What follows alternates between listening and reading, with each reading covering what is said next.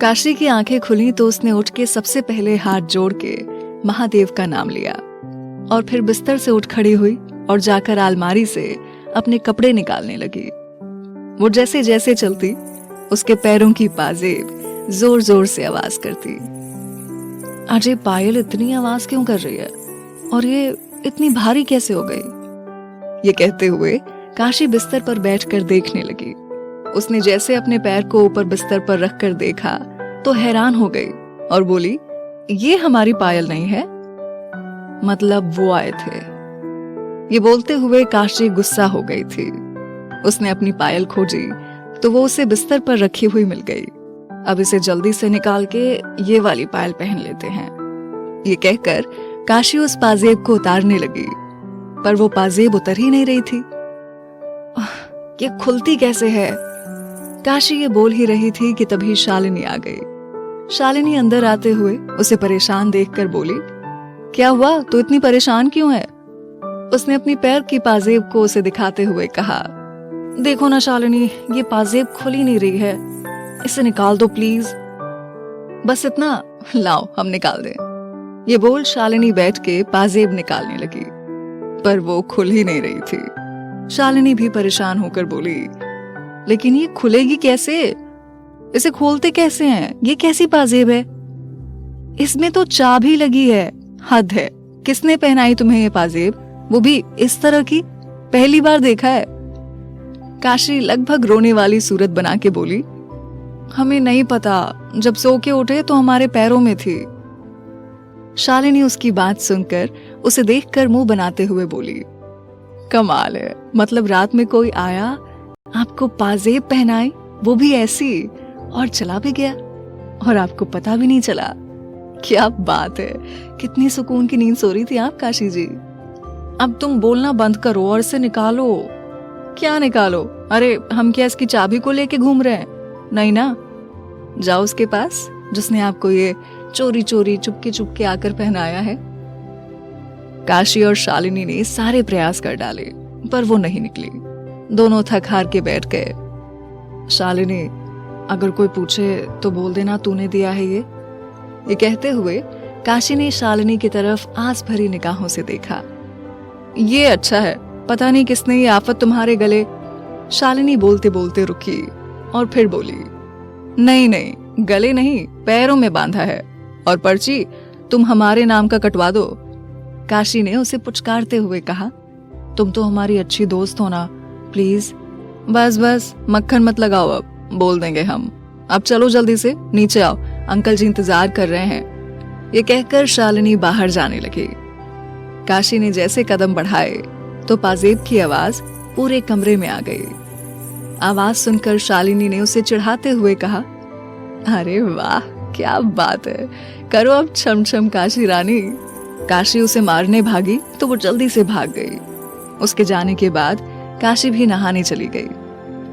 वो तैयार होके जैसे नीचे आई तो उसकी पाजेब की झनकार सुन सब उसकी तरफ देखने लगे। काशी को बहुत अजीब लग रहा था। वो राजेंद्र जी के पास आई तो राजेंद्र जी उसके पाजेब की आवाज सुनकर अखबार मुंह के सामने करे मुस्कुराए जा रहे थे। राजेंद्र जी ने अखबार मुंह के सामने रखे हुए पूछा, काशी बिटिया, ये आपने कौन सी पायल पहन ली है? आप तो ऐसी पायल कभी नहीं पहनती जो इतनी आवाज करे। तो आज?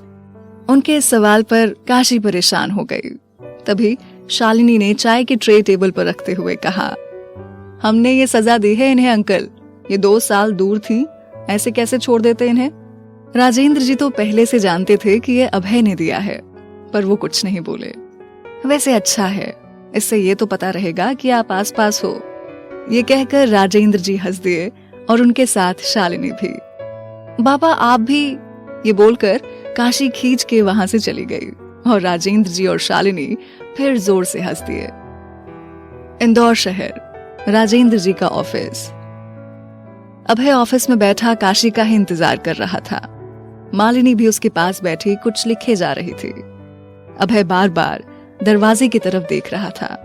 राणा भी उसके बार बार दरवाजे पर देखने से सोचने लगा कि तभी मालिनी ने उसे बार बार दरवाजे पर देखते हुए पूछा, क्या हुआ अभय, कोई आने वाला है क्या? नहीं, कुछ नहीं। ये बोलकर अभय अपने काम में लग गया। तभी उसके कानों में पाजेब की झनकार गई। अभय ने सर झुकाए मुस्कुरा दिया। वो समझ गया कि काशी आ गई। काशी जैसे ऑफिस के अंदर आई तो उसके आते ही सब उसकी तरफ हैरानी से देखने लगे। वो सर झुका के जल्दी से वहां से निकल के अपनी केबिन में आ गई। शालिनी उसके पीछे ही आते हुए हंस रही थी। काशी जैसे अंदर आई तो मालिनी और राणा उसे ही देख रहे थे। उसकी पाजेब की आवाज सुन मालिनी ने उससे कहा, काशी ये क्या पहन के आई हैं आप ऑफिस में? अभय बैठा मुस्कुरा रहा था क्योंकि ये सब उसकी ही कारस्तानी थी। काशी को समझ नहीं आ रहा था कि वो क्या बोले। उसने घूर के अभय को देखा। शालिनी काशी को परेशान देखकर जल्दी से बोली, वो हमने ही इसे पहनाया है। अभय को ये सब देख के बहुत मजा आ रहा था। काशी की नजर जब उस पर गई तो उसे मुस्कुराता देख के काशी को बहुत गुस्सा आया। वो चुपचाप आकर अपनी चेयर पर बैठ गई। राणा ने भी जब अभय को मुस्कुराते देखा तो वो समझ गया कि ये उसी ने किया था।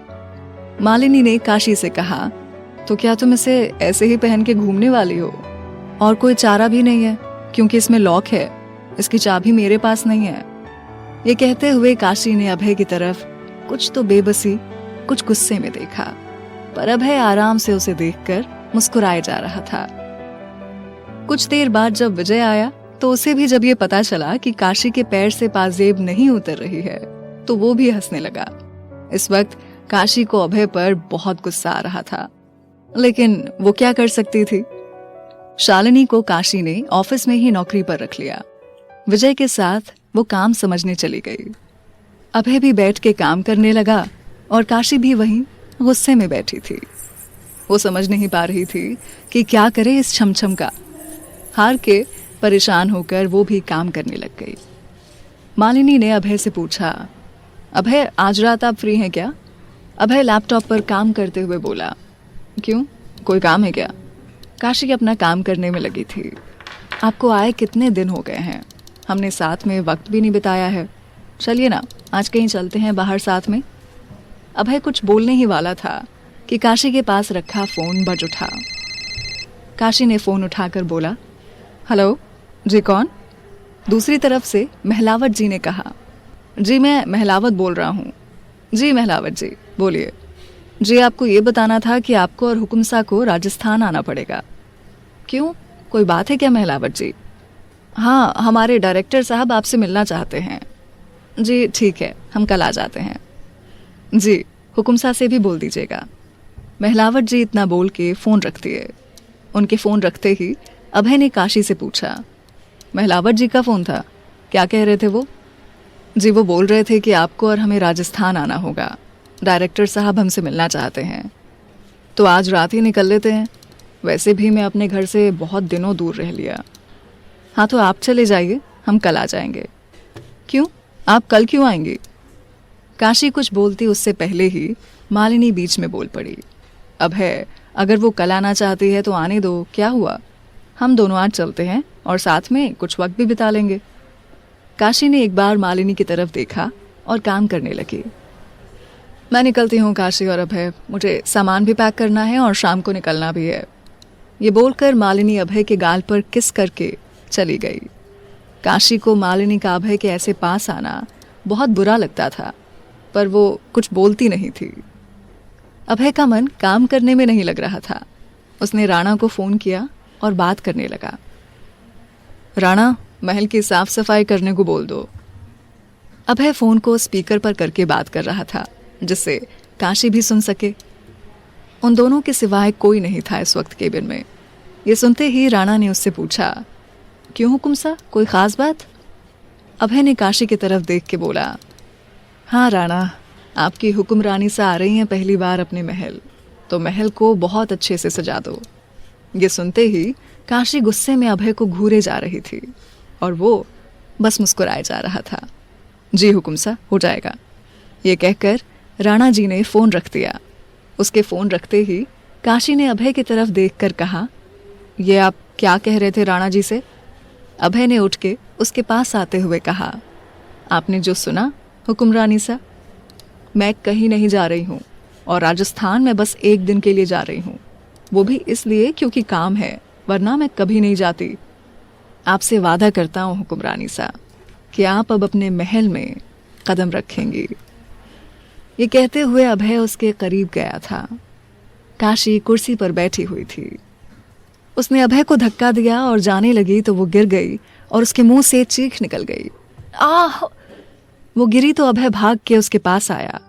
अभय उसे उठाने लगा तो काशी वापस गिरने को हुई। उसका पैर गिरने से मुड़ गया था, जिससे उसके पैर में मोच आ गई थी। अभय ने उसे बाहों में उठाया और लाके सोफे पर बैठा दिया।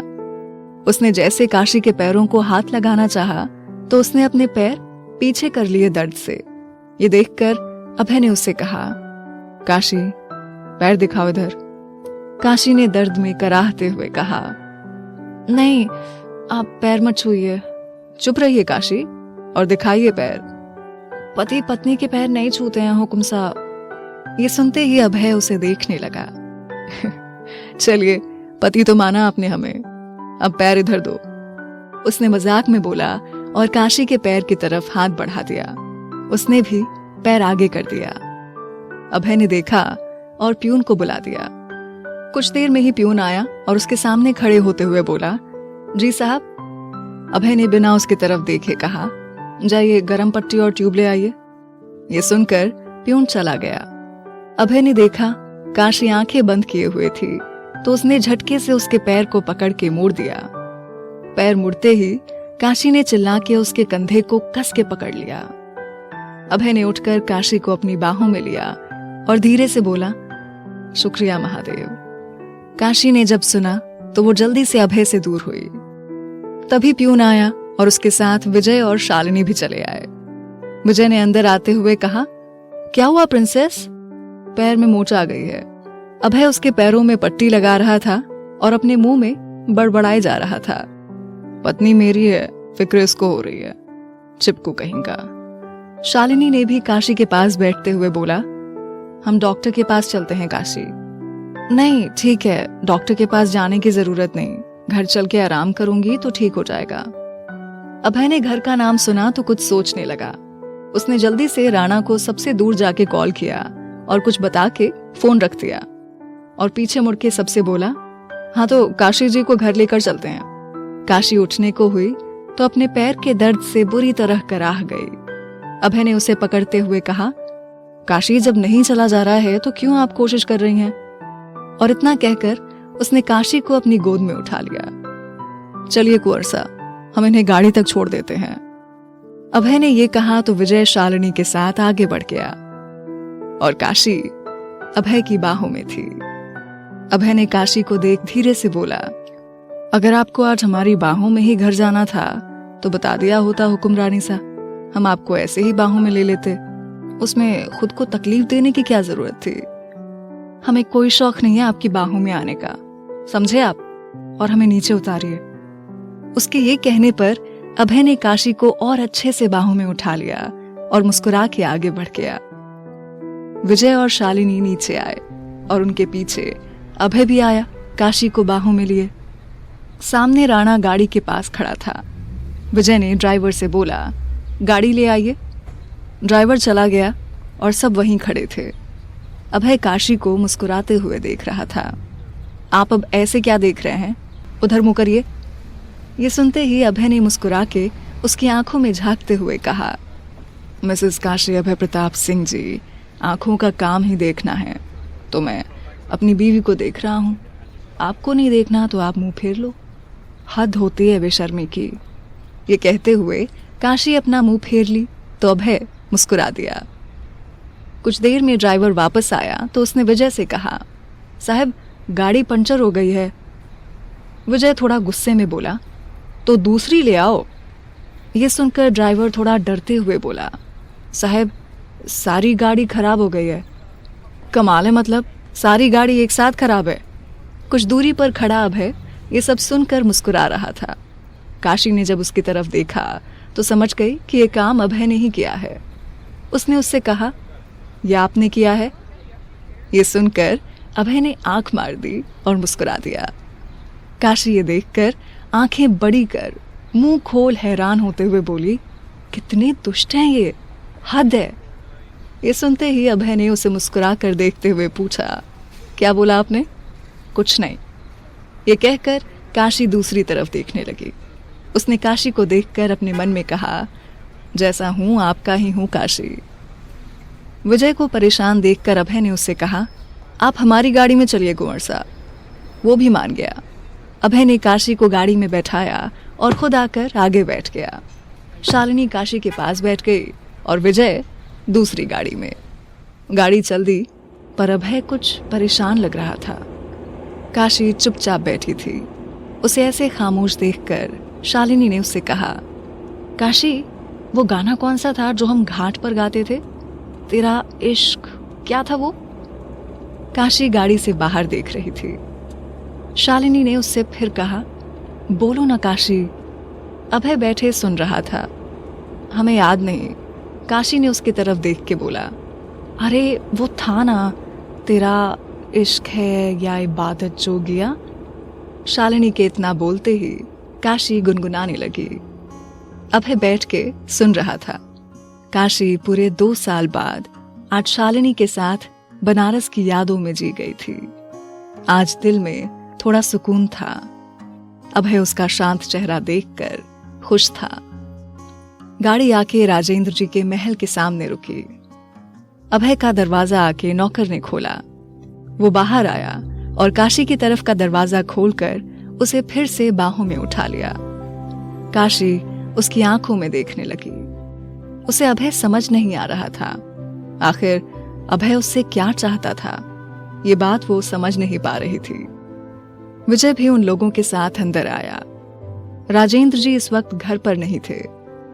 हम इसके लिए जूस ले आते हैं, ये कहकर शालिनी किचन की तरफ बढ़ गई। मैं डॉक्टर को फोन करके आता हूं, विजय ने अभय से कहा और फोन करने चला गया। अभय काशी को लेकर उसके कमरे की तरफ बढ़ गया। वो काशी को कमरे में लेकर आया और बिस्तर पर लिटा के उससे दूर होने लगा तो उसके गले की चेन उसके मंगलसूत्र में फंस गई। ये देखकर अभय ने काशी की तरफ देखकर कहा, लो, शायद आपके महादेव चाहते हैं हुक्मरानी सा कि हम आपसे दूर न रहें। काशी ने जल्दी से अपना मंगलसूत्र उसकी चेन से निकाल दिया और मुंह फेर लिया। शालिनी जूस लेकर अंदर आई। अच्छा तो हम चलते हैं, हमें कुछ काम है। अभय इतना बोल के काशी की तरफ देखकर मुस्कुराते हुए चला गया। उसे जाते हुए देखकर सामने से आते हुए विजय ने कहा, आप जा रहे हैं? हाँ, हमें कुछ काम है कुंवर साहब, बस इसलिए। जी अच्छा। अभय ने उसे बाय बोला और बाहर निकल आया। बाहर आकर उसने एक बार चारों तरफ देखा, फिर गाड़ी में आकर बैठ गया। राणा आगे बैठा था। अभय ने सामने देखते हुए राणा से कहा, राणा, कोई नजर रख रहा है हम पर, पता करो और यहाँ पर काशी जी के महल के बाहर कुछ लोगों को सिक्योरिटी के लिए लगा दो और पता करो कौन है ये। जी हुकुम साहब। इतना कहकर राणा ने ड्राइवर से चलने को कहा।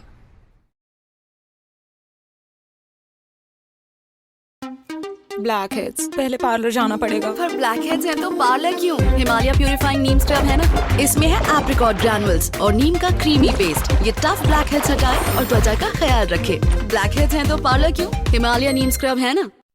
शालिनी काशी के लिए जूस लेकर आई। काशी ने ग्लास लेकर पास के टेबल पर रख दिया। विजय कुछ देर बाद डॉक्टर के साथ कमरे में आया। डॉक्टर ने आकर काशी के पैर में लगी गर्म पट्टी को निकाल के देखा। विजय ने परेशान होकर पूछा, क्या हुआ डॉक्टर साहब, सब ठीक है ना?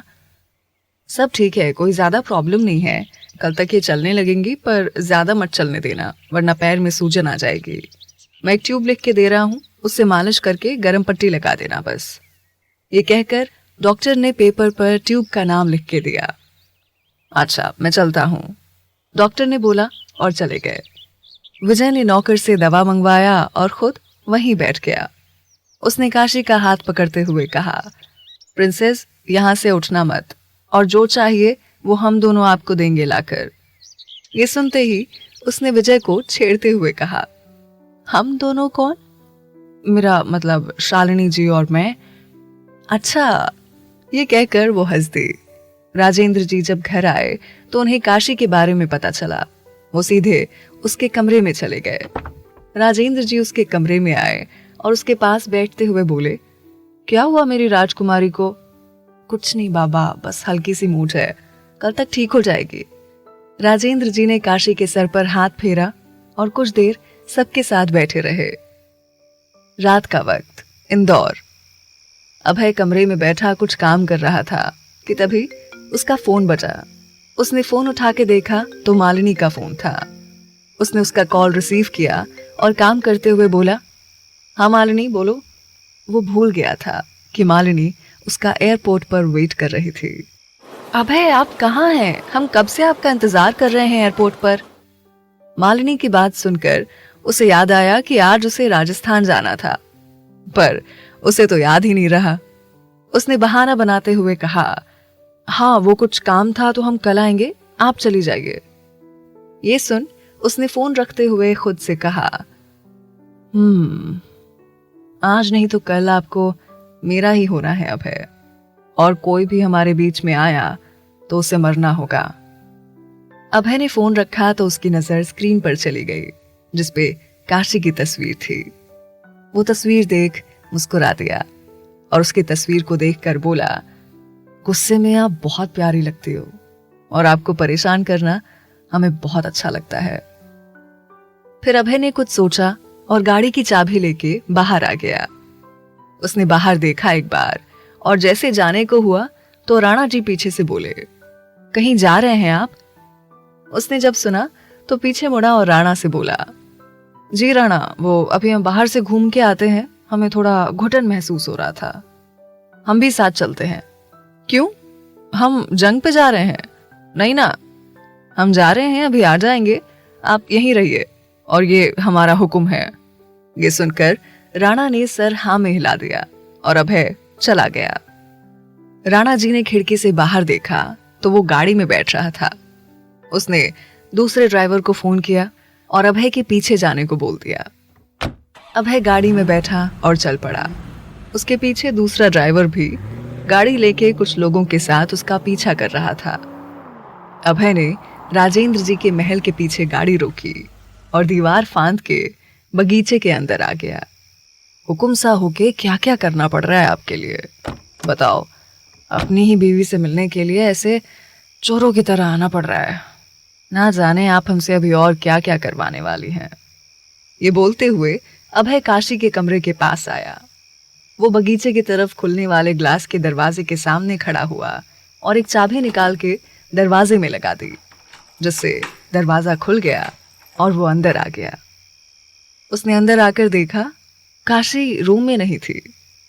इतनी रात को ये कहाँ हैं? इनके पैरों में मोच आ रखी है और ये टहल रही हैं। ये बोलते हुए उसने दरवाजा बंद किया और काशी के बिस्तर पर आके बैठ गया। कमरे में चांद की रोशनी थी और कमरे की लाइट से हल्की सी रोशनी थी। अभय ने देखा कि काशी के पास के टेबल पर कुछ हिंदी के लेखकों की किताबें रखी हुई थी और उसे देखते हुए बोला, तो इन्हें सब पढ़ना पसंद है। कुछ देर बाद काशी दरवाजा खोल के अंदर आई और दरवाजा बंद कर दिया। वो जैसे दरवाजा बंद करके पीछे मुड़ी, देखा अभय बिस्तर पर लेटा हुआ था। आप? काशी ने जैसे जोर से बोला, अभय ने उठ के उसका मुंह बंद करते हुए कहा, काशी क्या कर रही हो? कोई आ जाएगा। काशी ने उसका हाथ हटाते हुए धीरे से कहा, आप यहाँ आए क्यों हैं? वो हमें भूख लगी थी तो आपका ख्याल आया तो चले आए। ये कहते हुए अभय वापस बिस्तर पर लेट गया। क्या इतनी रात को वक्त देखा है आपने? अब भूख लगने का कोई वक्त तो नहीं होता ना हुक्मरानी सा। चलिए जाइए, कुछ बना के ले आइए जल्दी से। ये सुनकर काशी ने मुंह बनाते हुए उससे कहा, हम कहीं नहीं जा रहे हैं और आप कमरे से बाहर जाइए, अभी निकलिए। ठीक है, फिर हम भी यहीं रहेंगे जब तक हमें खाना नहीं मिलेगा। ये बोलकर वो कंबल ओढ़ के सोने लगा। काशी ने गुस्से से बोला, हद होती है बेशर्मी की, और ये कहकर जाने लगी। रुकिए। ये सुनकर वो पीछे मुड़ते हुए गुस्से से बोली, अब क्या है? आलू के पराठे, आलू की सब्जी, दही और खीर। बस इतना ही, बाकी कुछ नहीं। और हाँ, एक बात और। ये कहते हुए अभय बिस्तर से उठकर उसके पास आया और उसे अपनी बाहों में उठा लिया। उसके ऐसे बाहों में उठाने से काशी ने उसे सवालिया नजरों से देखा। ऐसे मत देखिए, प्यार हो जाएगा मुझसे। मैंने इसलिए आपको उठाया है क्योंकि एक तो आपके पैर में लगी है और दूसरा आपके पैरों की पाजेब बहुत शोर कर रही है, सब जाग जाएंगे। ये बोलकर अभय काशी को बाहों में लिए धीरे धीरे किचन तक आया। उसने आंखों से दरवाजे की तरफ इशारा किया। काशी उसका इशारा नहीं समझ पाई तो उससे पूछी, अब क्या है? अभय ने धीरे से उससे कहा, दरवाजा खोलो काशी। ये सुनकर काशी ने दरवाजा खोला और लाइट जला दी। लाइट जलता देखकर अभय ने उससे कहा, लाइट बंद करिए, कोई आ गया और लाइट जली देखी तो यहीं जलाएगा, बंद कीजिए। उसके कहने पर काशी ने उसे घूर के देखते हुए उससे धीरे से कहा, मुझे अंधेरे में दिखाई नहीं देता। अभय ने काशी को किचन में रखी कुर्सी पर बैठा दिया और लाइट ऑफ करके एक छोटी सी लाइट और अपने फोन की लाइट जला दी। काशी धीरे से उठ के चलने लगी तो उसकी पाजेब शोर करने लगी। अभय ने जल्दी से उसे फिर से बाहों में उठाते हुए कहा, आप आज क्या चाहती हैं कि राजा साहब ने इकलौते दामाद को पीट दे? अच्छा है, पीटना ही चाहिए आपको। हरकतें देखी हैं आपने, हुकुमसानी लगते हैं आप, गुंडे लगते हैं। ये कहते हुए काशी ने पतीले में आलू धो के उबलने के लिए रख दिया। उसकी इस बात पर अभय ने उसे देखकर मुस्कुरा दिया। मुझे नीचे उतारें? काशी ने बोला तो अभय ने उसे नीचे उतार दिया। काशी धीरे धीरे कदमों से चल के काम किए जा रही थी और अभय उसे बहुत प्यार से देखा जा रहा था। कुछ देर में सारा खाना बन गया तो काशी ने एक प्लेट में निकाला और ला के अभय के सामने रख दिया। अभय उसे बैठा देखे जा रहा था। काशी ने उसे ऐसे बैठा देखा तो उससे बोली, खाइए जल्दी और जाइए जल्दी यहां से। अभय ने बहुत प्यार से देखते हुए बोला, आप खिलाओ ना। क्या पागल हो क्या आप? मैं नहीं खिलाने वाली। ये कहकर काशी दूसरी तरफ मुंह करके खड़ी हो गई। अभय ने उसे देखते हुए कहा, ठीक है, हम भी यहीं रहेंगे फिर।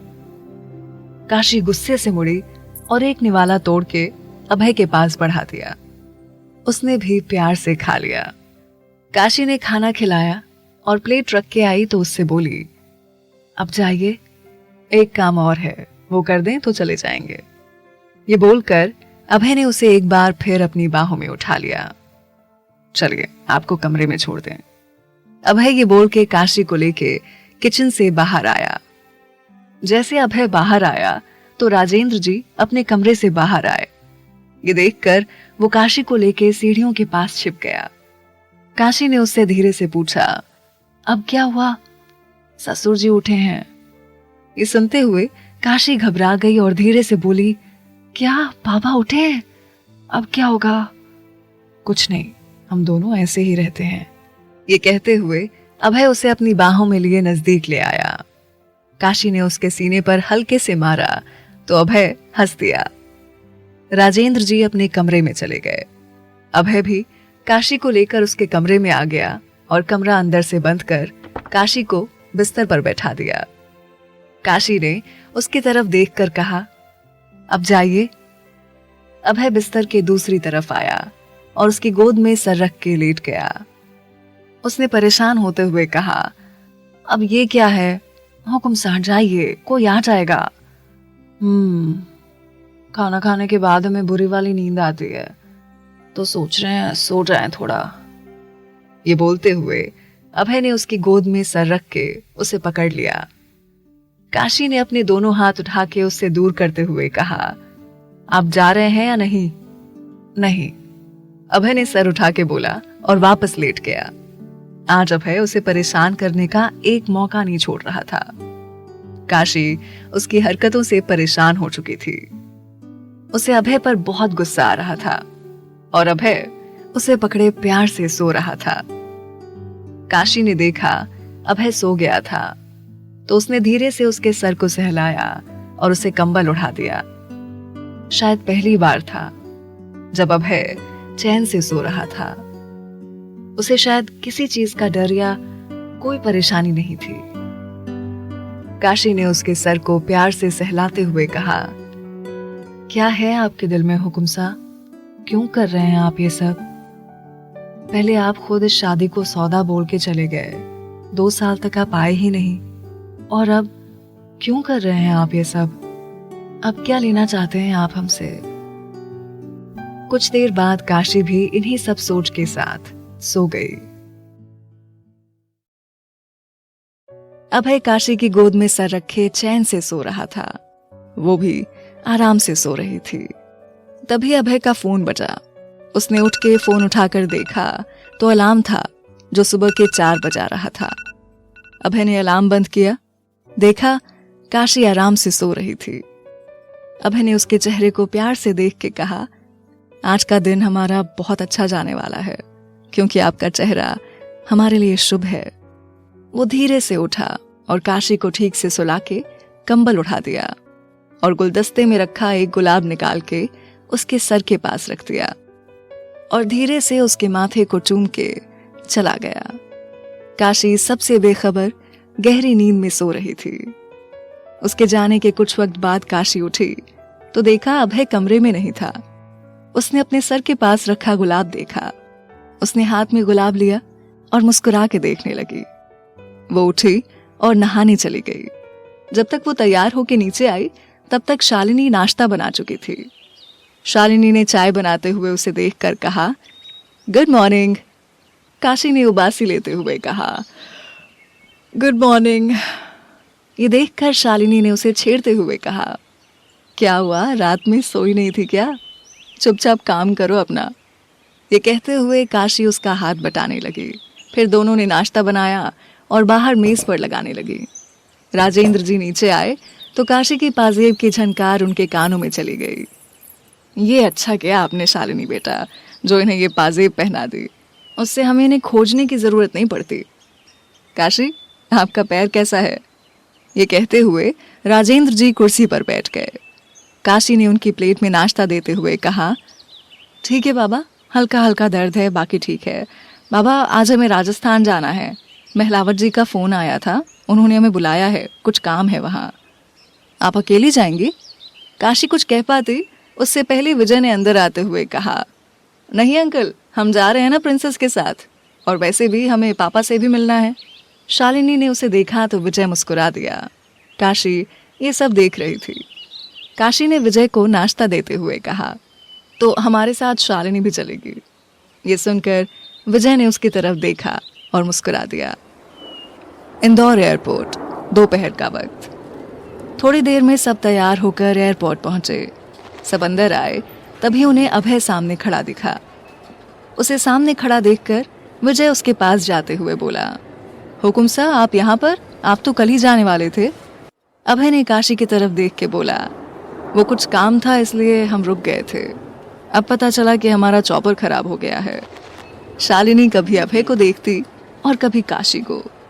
वो समझने की कोशिश कर रही थी कि आखिर दोनों के बीच चल क्या रहा था। अभय के ये कहने पर काशी ने मन में कहा, कितना झूठ बोलते हैं। ये सुनकर कि अभय का चॉपर खराब हो गया था, विजय ने उससे कहा, आप हमारे साथ चल लीजिए। वो यही चाहता भी था। अभय तुरंत मान गया। विजय की इस बात पर काशी ने उसे घूर के देखा। सब साथ आके प्लेन में बैठ गए। विजय शालिनी के साथ बैठा था। काशी अकेली बैठी थी तो अभय आके उसके पास बैठने लगा। उसे बैठता देखकर काशी ने अपना बैग वहां रख दिया। अभय बैग उठा के बैठ गया और बैग काशी की गोद में रख दिया। ये देखकर काशी ने गुस्से में कहा, ये क्या बदतमीजी है? अभय ने सीट बेल्ट लगाते हुए कहा, ये बदतमीजी नहीं है, आपका बैग था, हमने आपको वापस कर दिया। ये सुनकर काशी ने गुस्से से मुंह फेर लिया। अभय ने एक मैगजीन में देखते हुए कहा, वैसे आप खाना बहुत अच्छा बनाती हैं, सोच रहा हूँ अब आपके हाथ का ही बना खाना खाया करूँ। काशी ने उसे गुस्से में देखा और मुंह फेर लिया। कुछ घंटों में सब राजस्थान पहुंच गए थे। सब अपने सामानों के साथ बाहर आए। अभय ने बाहर आते हुए कहा, तो पहले चल के काम कर लें। ये सुनकर विजय ने कहा, हमें कुछ काम है तो हम वो करके प्रिंसेस को लेने आ जाएंगे। तभी काशी ने विजय से कहा, शालिनी को साथ ले जाओ, हम इनके साथ चले जाएंगे। शालिनी और विजय चले गए। काशी आगे बढ़ गई गाड़ी के पास। ड्राइवर ने गाड़ी का दरवाजा खोला तो वो अंदर बैठ गई। अभय भी आकर उसकी गाड़ी में बैठ गया। ये देखकर काशी ने गुस्से में उसे देखकर कहा, अब क्या गाड़ी भी खराब हो गई आपकी? नहीं, पर अब आप भी वही जा रही हैं जहां हम, तो एक ही गाड़ी में चल लें। अभय की इस बात पर काशी खींच गई और गाड़ी आगे बढ़ गई। काशी ने पहली बार राजस्थान को देखा था। उसे सब अच्छा लग रहा था। गाड़ी रेत के टीलों के पास से गुजर रही थी कि तभी एक जोर का धमाका हुआ। अभय ने काशी को अपनी तरफ खींच लिया और ड्राइवर से गाड़ी रोकने को कहा। काशी डरी सहमी सी उसकी बाहों में थी। अभय ने अपने बैग से गन निकाली। सारे गार्ड आके उसकी गाड़ी को घेर लिए। सबसे पहली गाड़ी बुरी तरह ब्लास्ट हो चुकी थी। काशी, आप यहीं रहिए, बाहर मत निकलना। ये कहते हुए अभय गाड़ी से बाहर निकलने लगा तो काशी ने उसका हाथ पकड़ उसे रोक लिया। अभय ने उसकी तरफ देखकर कहा, काशी, चिंता मत करो, कुछ नहीं होगा, ना आपको ना मुझे। ये कहकर अभय ने उसे गाड़ी के अंदर ही लॉक किया और राणा को उसके पास छोड़ गया। अभय जैसे आगे बढ़ा, फायरिंग होने लगी। काशी डर से कान पर हाथ लगाए नीचे झुकी हुई थी। डर से वो कांप रही थी। अभय के दुश्मनों के सारे गुंडे गन लेके उसके सामने खड़े थे। अभय की आंखों में गुस्सा था। काशी ने जब कोई आवाज नहीं सुनी तो उसने सर उठा के देखा। तभी अभय पर एक आदमी ने गोली चला दी। ये देखकर काशी जोर से चिल्लाई, अभय! उसके मुंह से डर के कारण अभय का नाम निकल गया। अभय बिना खौफ के गोलियां चलाए जा रहा था। राणा जी भी दुश्मनों की गोलियों का जवाब दे रहे थे कि तभी किसी ने गाड़ी के दरवाजे पर फायरिंग की और दरवाजे का लॉक तोड़ दिया। वो आदमी काशी का हाथ पकड़ उसे बाहर ले आया। काशी के हाथ की चूड़ियां टूट के उसके हाथ में लग गई थी, जिससे उसके हाथों से खून बहना शुरू हो गया था। उस आदमी ने काशी के सर पर बंदूक रखते हुए कहा, अभय प्रताप सिंह, बंदूकें फेंकने को कहो अपने आदमियों से, और तुम भी अपनी बंदूक फेंको, वरना इस लड़की की जान से हाथ धो बैठोगे। ये सुन के अभय ने सबको बंदूक नीचे करने का इशारा किया। उसने राणा को इशारा किया। इशारा पाते ही राणा ने उस आदमी का ध्यान जैसे सामने पाया, वैसे ही उसने गाड़ी से कूद के उस आदमी के हाथ पर वार किया और गन गिर गई। आदमी ने काशी को जोर से धक्का दिया, जिससे वो दूर जाकर गिर गई और गिरने से उसके माथे पर हल्की सी चोट आई थी। उसके हाथों पर खरोच भी आई थी। अभय ने जल्दी से गन उठाई और गुस्से में चलाना शुरू किया। काशी ने खुद को संभाल के उठाया। अभय उसके पास पहुंचकर उसे पकड़ लिया और घबरा के उससे पूछा, काशी, आप ठीक तो है ना? काशी ने डर से सर हिला दिया। अभय ने उसे पकड़ा और उसके हाथ और सर पर आई चोटों को देखा। अभय ये देख गुस्से से भर गया। सारे आदमी मारे गए थे, बस उस आदमी को छोड़ के जिसने काशी को पकड़ा था। अभय ने काशी को सीने से लगाया। वो डरी सहमी सी उसके सीने से सर लगाए खड़ी थी। राणा ने उस आदमी पर गन ताने हुए अभय से पूछा, हुकुम सा, क्या करें इनके साथ? राणा, जिन हाथों ने हमारी हुकुम रानी सा को छुआ है, वो हाथ तोड़ दो, इसे गोलियों से छलनी कर दो। अभय की बात सुन काशी और डर गई थी। अभय उसे सीने से लगाए खड़ा था। काशी के कानों में जब उस आदमी की चीखें गईं, तो वो और डर गई। उसने कस के अभय को पकड़ लिया। अभय भी उसे बाहों में लिए खड़ा रहा। काशी उस इंसान की चीखों को सुनकर डर के बेहोश हो गई। अभय ने देखा वो बेहोश हो गई तो वो डर गया। उसने काशी को जल्दी से गाड़ी में बैठाया और गाड़ी को महल की तरफ बढ़ा दी। अभय ने डॉक्टर को फोन करा और महल पहुंचने को कहा। अभय बार बार काशी को देख रहा था। वो कुछ देर बाद महल पहुंचा और काशी को अपनी बाहों में लेकर अंदर आया। मालिनी अभय के ही महल में थी। उसने हॉल में जब अभय को काशी को ऐसे लाते हुए देखा तो वो भी घबरा गई।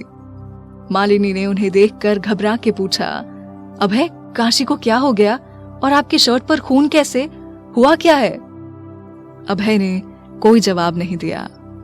डॉक्टर को अपने कमरे में आने का बोला और काशी को लेकर अपने रूम में आ गया। सारे नौकर और मालिनी हैरान थे। वो हैरान इस बात से थे क्योंकि मालिनी के सिवाय और कोई भी लड़की इस महल में नहीं आई थी और खुद मालिनी भी आज तक अभय के रूम में नहीं गई थी। पर आज पहली बार अभय किसी को लेके आया और सीधा अपने कमरे में ले गया। मालिनी को गुस्सा आ रहा था। वो काशी के लिए अभय को ऐसे परेशान देख के अंदर ही अंदर गुस्से से भर रही थी। अभय ने काशी को बिस्तर पर लिटा दिया और खुद उसका हाथ पकड़े वहीं बैठा रहा। डॉक्टर काशी के जख्मों को साफ कर रहे थे। मालिनी बाहर खड़ी होकर ये सब देख रही थी। कुछ देर में राणा भी आ गया। उसने देखा कि आज पहली बार अभय के चेहरे पर डर था। डॉक्टर ने काशी के जख्मों पर पट्टी बांधी और इंजेक्शन लगा दिया। अभय ने घबरा के डॉक्टर से पूछा, ये ठीक है ना? जी हुकुम साहब, ये ठीक है, बस डर से बेहोश हो गई थी। कुछ देर में इन्हें होश आ जाएगा, पर कृपया करके इनके सामने कोई भी डर वाली बात ना करें। इन्हें नॉर्मल रहने दीजिए, नहीं तो ये फिर से बेहोश हो सकती हैं। ये बोलकर कुछ दवाइयां देकर वो चले गए। अभय काशी का हाथ पकड़े वैसे ही बैठा था। अभय काशी के हाथ को कस के पकड़ के बोला, राणा पता करो कौन थे, किसने भेजा था इन सबको। राणा ने उसे देखकर कहा, जी हुकुम साहब, हमने अपने आदमी लगा दिए हैं। मालिनी ये सब देखकर वहां से गुस्से से चली गई। अभय ने विजय को कॉल किया। उसके कॉल उठाने पर उसने कहा, विजय जी, काशी जी और मुझे आज यहीं रुकना होगा। आप शालिनी जी के साथ चले जाइएगा। काशी जी कल सुबह आ जाएंगे, आप परेशान मत होना। विजय ने काशी के बारे में अभय से पूछा तो उसने कहा, वो अभी अंदर हैं, जैसे ही फ्री होती हैं हम बात कराते हैं आपकी। जी ठीक है, ये कहकर विजय ने फोन रख दिया। अभय ने राणा को डायरेक्टर के पास फोन करके उसे सब समझाने को बोल दिया। राणा वहां से चला गया। अभय वहीं काशी के पास बैठ गया। राणा नीचे आया तो एक नौकर ने पूछा, ये लड़की कौन है?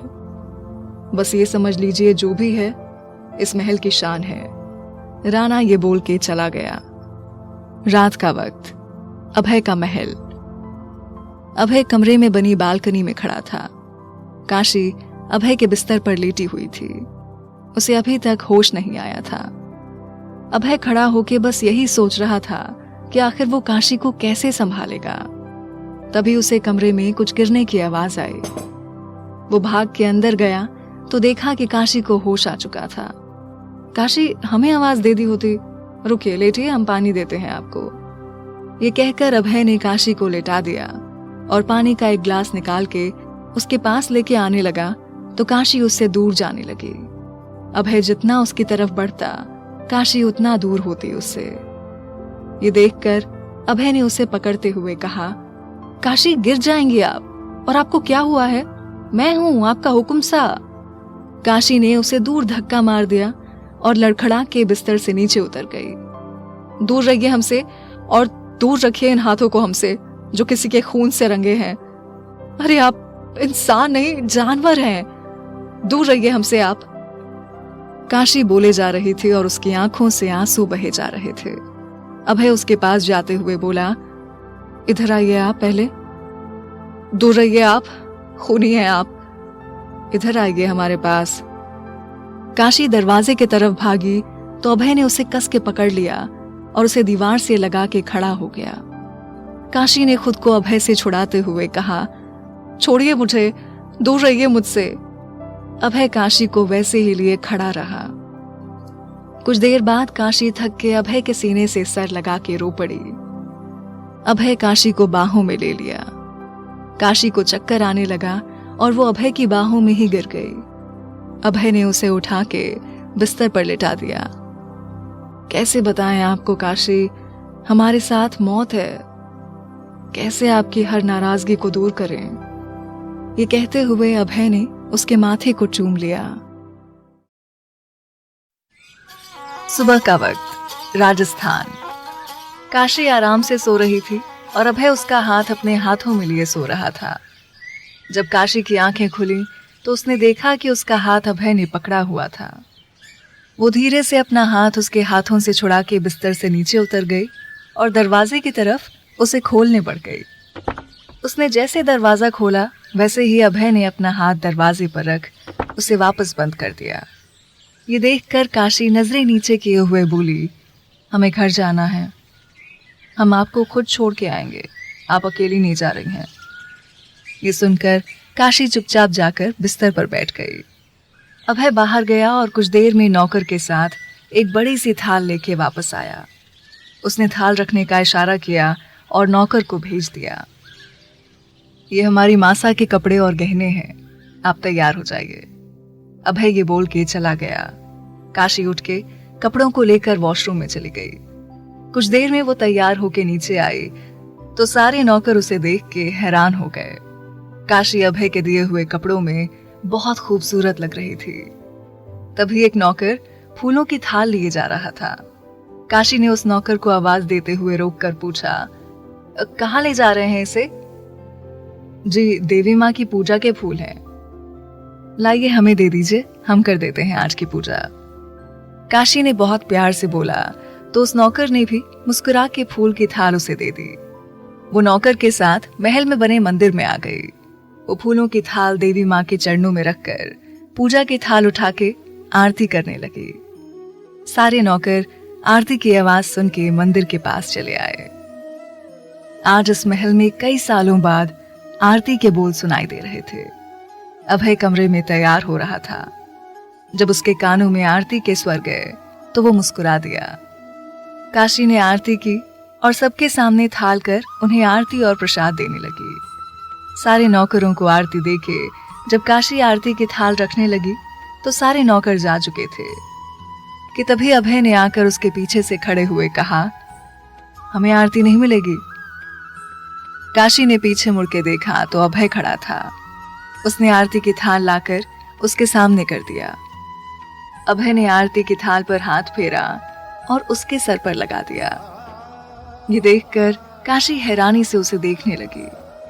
उसे ऐसे हैरानी से देखते हुए अभय ने थाल में रखे सिंदूर को उठाकर उसके मांग में भरते हुए उससे कहा, ऐसे मत देखिए, आपकी जान हमारे लिए बहुत कीमती है।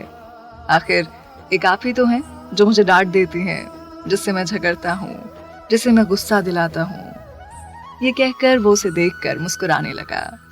काशी उसके चेहरे की तरफ गौर से देखे जा रही थी और मन में बोली, क्या हैं आप अभय, और कैसे समझूं आपको मैं? अभय ने आरती की थाल अपने हाथों में लेते हुए कहा, मुझे समझने में अभी वक्त लगेगा आपको हुक्मरानी साहब। काशी अपने मन के अंदर पूछे गए सवाल का जवाब उसके मुंह से सुनकर हैरान हो गई और बोली, अब क्या आपको मन की आवाज भी सुनाई देती है? अब इतनी जोर से बोलोगी तो किसे नहीं सुनाई देगा? ये कहकर अभय ने उसे थाल की तरफ इशारा किया। काशी उसके इशारे को समझ नहीं पाई और उससे खींच कर बोली, आप शब्दों का प्रयोग नहीं कर सकते क्या? अभय ने उसकी तरफ थाल बढ़ाकर कहा, टीका लगाइए। उसकी बात सुनकर काशी ने टीका लगाकर थाल ले लिया और उसे प्रसाद देकर थाल रखकर जाने लगी तो अभय ने उससे कहा, मुझे नाश्ते में खीर खाना है। ये सुनकर काशी ने पीछे मुड़ के गुस्से में देखा और फिर चली गई। अभय भी मुस्कुराते हुए उसके पीछे चला गया। मालिनी ये सब एक पिलर के पीछे से छुप के देख रही थी। जब उसने अभय को काशी की मांग भरते देखा तो उसके पैरों तले जमीन खिसक गई। उसे समझ नहीं आ रहा था कि ये कब और कैसे हुआ था। अभय ने शादी कर ली थी और किसी को पता भी नहीं था। मालिनी ये सब सोचकर बिना अभय से मिले गुस्से में वहां से चली गई। काशी कुछ देर में खीर बना के लाई और अभय के सामने एक कटोरी में रख दिया। उसने बस मुस्कुरा दिया और खाने लगा। अभय खीर खा ही रहा था कि तभी उसका फोन बजने लगा। उसने फोन उठाया तो दूसरी तरफ से विजय ने अभय से कहा, गुड मॉर्निंग हुकुम सा, काशी है क्या? ये कहते हुए उसकी आवाज में परेशानी झलक रही थी। जी हाँ कुंवर साहब, यही है, लीजिए बात कर लीजिए। ये कहकर अभय ने फोन काशी को दे दिया। काशी ने फोन लेते हुए विजय से कहा, हाँ कुंवर साहब बोलिए। प्रिंसेस आप ठीक है ना? जी हाँ कुंवर साहब, हम ठीक हैं। क्या हुआ, आप परेशान लग रहे हैं? प्रिंसेस, पापा की तबीयत खराब हो गई है, वो इस वक्त दार्जिलिंग में है, हमें वहां जाना होगा। अगर आपको कोई परेशानी ना हो तो क्या आप अभय के महल में रह सकती हैं? बस कुछ दिनों की बात है, प्लीज प्रिंसेस। कोई बात नहीं कुंवर साहब, जाइए, हम रह लेंगे। शालिनी को अपने साथ ले जाइएगा, आपको किसी का साथ मिल जाएगा, और आप हमारी फिक्र मत कीजिएगा, आप आराम से जाइए। काशी, अभय से बात कराना। ये सुनते ही काशी ने वापस से फोन अभय को दे दिया। अभय ने फोन लेते हुए उससे कहा, हुकुम साहब, हमें दार्जिलिंग जाना पड़ रहा है, तो क्या काशी आपके साथ कुछ दिन रह सकती हैं? अगर आपको कोई तकलीफ ना हो तो। वो यहाँ किसी को नहीं जानती हैं, इसीलिए। ये सुनते ही अभय ने खुश होकर बोला, हाँ बिल्कुल कुंवर साहब, आप जाइए आराम से। विजय ने उसे शुक्रिया कहा और फोन रख दिया। अभय फोन रखकर काशी को देख मुस्कुराए जा रहा था। उसे ऐसे मुस्कुराता देखकर काशी को बहुत गुस्सा आ रहा था। वो उठी और खीर की कटोरी उठाकर नौकर को दे दी। उसे ऐसे करता देखकर अभय ने उससे कहा, अरे हम खा रहे थे। नहीं, हंस लो पहले आप, और अब चलिए, देर हो रही है मीटिंग के लिए, बाकी बाहर खा लीजिएगा।